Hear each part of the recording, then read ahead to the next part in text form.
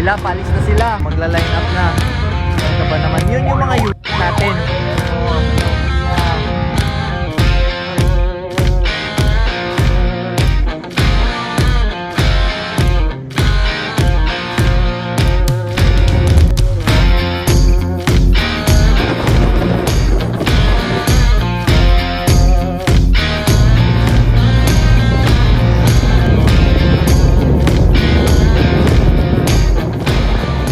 Guys, nagde-deflate na kami ng tire ngayon. Kaya para maya sa pagdaan namin sa trail is we can glide through sa mga rocks smoothly. So yan. Kasi pag stiff kasi masyado yung tires natin, syempre mahihirapan yung suspension. Malapit na kami papasok dun sa ano. Uy! Yan, naka TJM siya ng deflator. Si Kuya. TJM yung deflator guys ha. So, itong ginagawa naming overlanding, this isn't just for fun. So, may purpose kami. May good purpose kami for doing this. We donated clothes doon sa mga remote areas. At ipapakita namin yan sa video later. So, keep watching. So, guys, everyone has arrived. So, we're about to exit the main road na. Ito sila, Kuya. So, nasa Purok 9 kami. We are about to exit the main road and enter the track.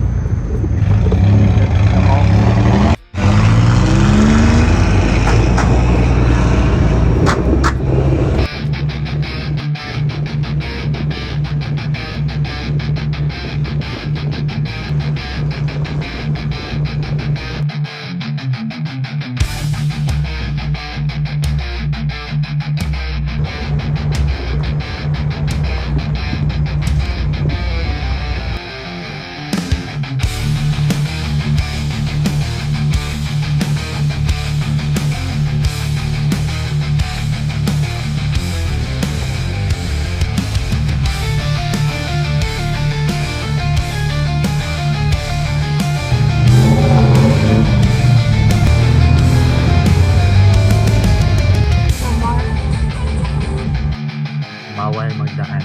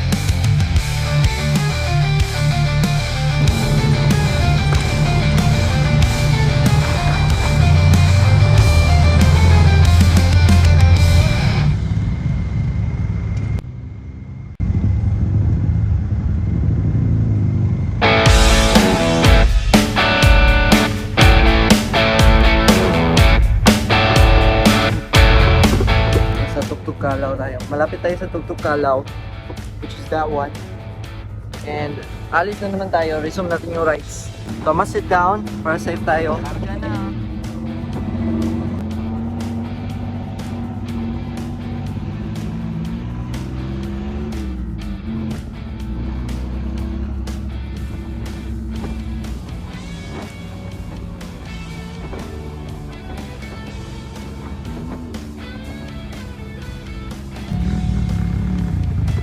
Hirapan pag-akyat.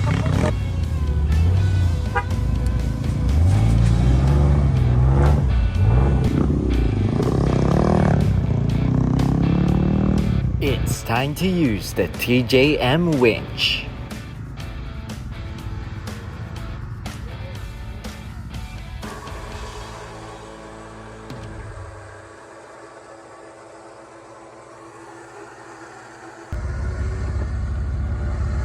We're going to pull this one kasi na-stuck na siya, tas pampang na.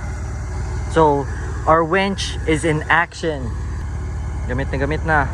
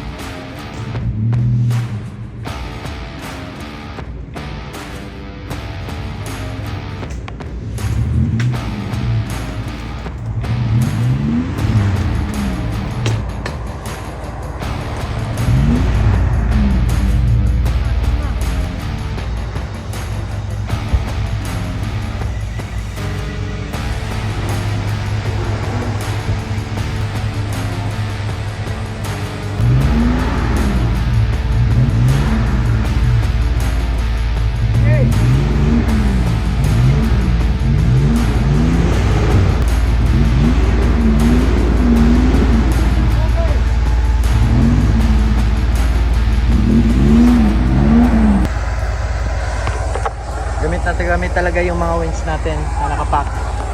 So, there was a rock there. Power na power yung jeep. Parang wala lang.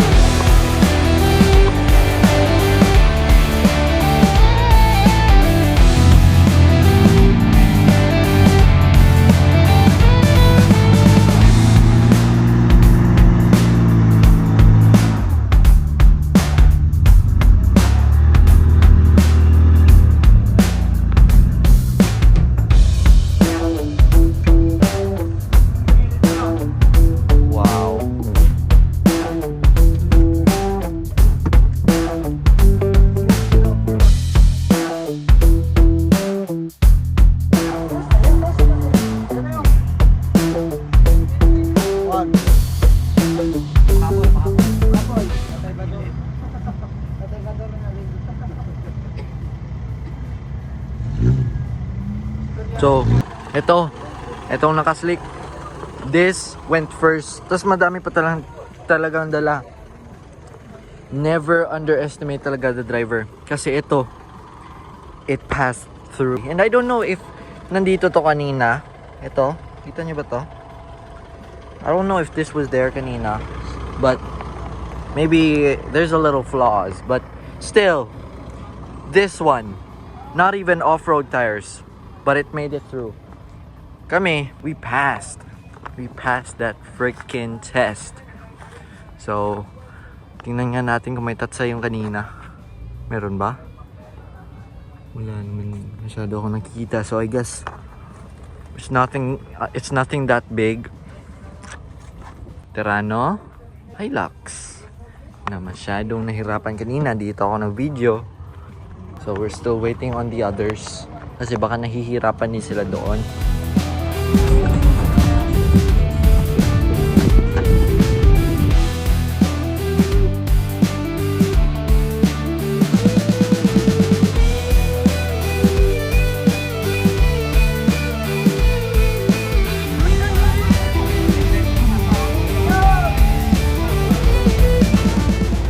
Namimigay tayo ngayon sa kanila.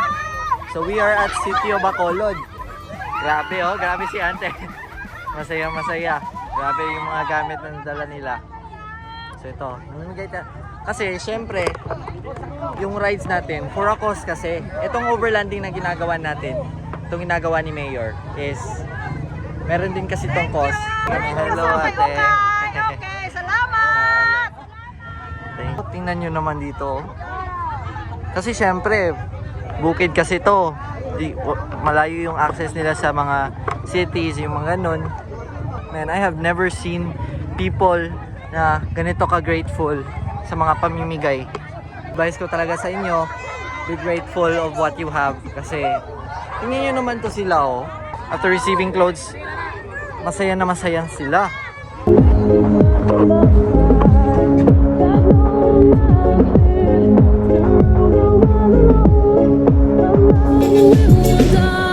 But not as like this. Happy nation, living in a happy nation. While the people understand and dream of perfect life situation. Need to speak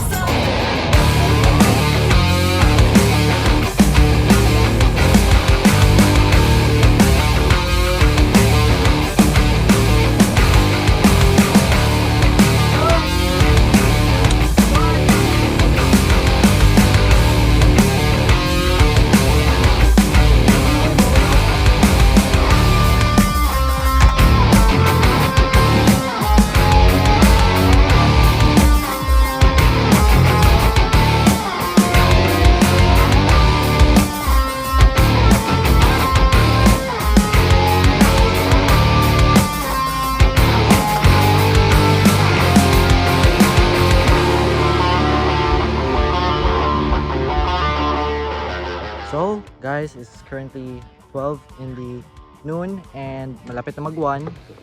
And kakarating lang namin dito and we're going to take our lunch break. Meron pang cars doon. You can see. Kasama natin yan. Mga Alamada Outdoor Adventurers. Break muna kami. Madaming dun. Dito gamit na talaga dito yung TGM natin na equipments.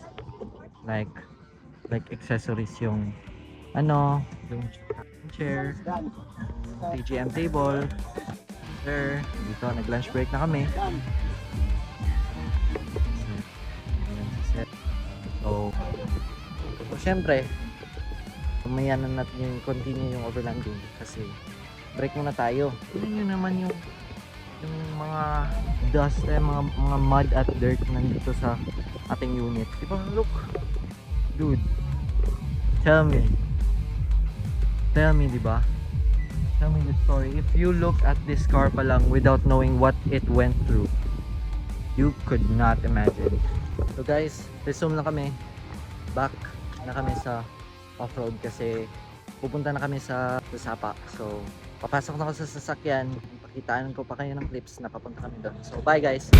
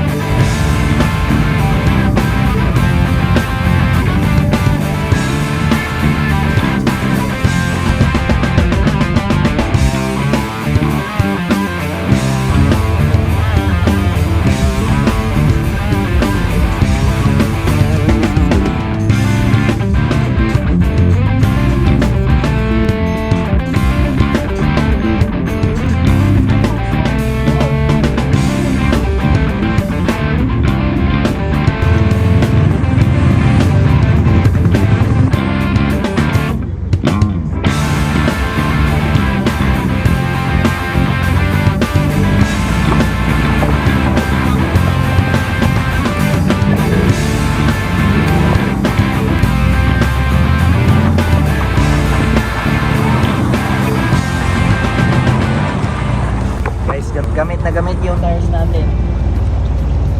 As you can see, yung dirty life rims natin napapasukan na ng tubig.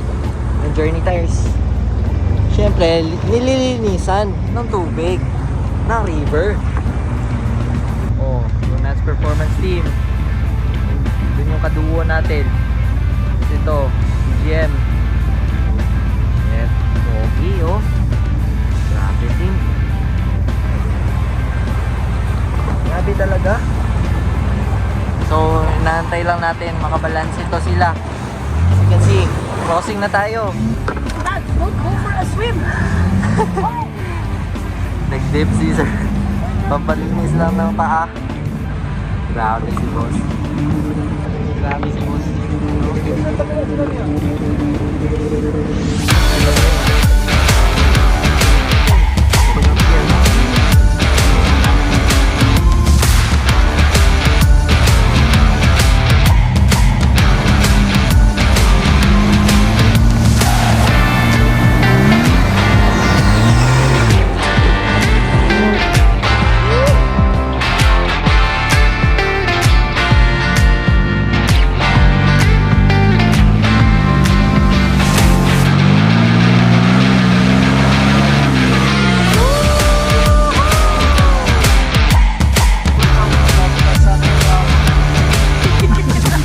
Guys, tapos na namin yung day. Napaka-astig ng experience ko.